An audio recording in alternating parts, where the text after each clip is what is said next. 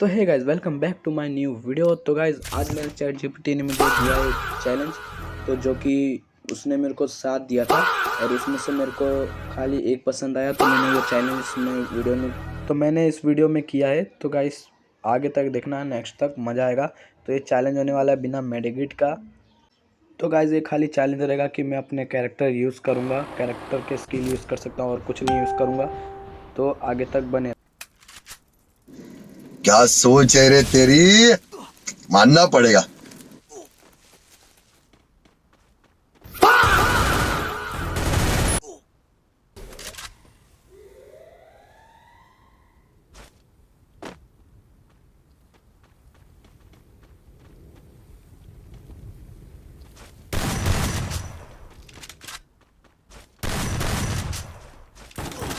ये देख के रख दिया ना तू मेरा।